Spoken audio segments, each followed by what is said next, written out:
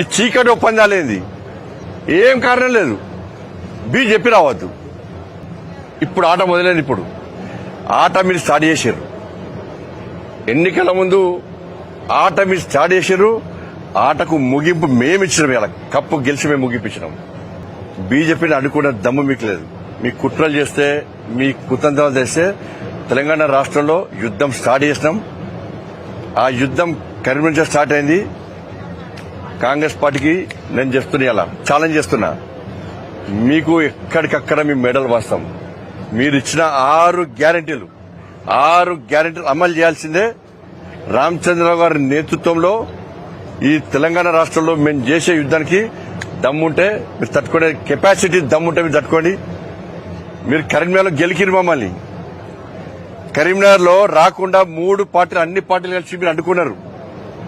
మీరు అందరూ ఒక్కటైన విషయం స్పష్టమైంది. ఇప్పుడు స్టార్ట్ అయింది ఆట. మళ్ళా కొత్త ఆట మళ్ళా స్టార్ట్ అయింది.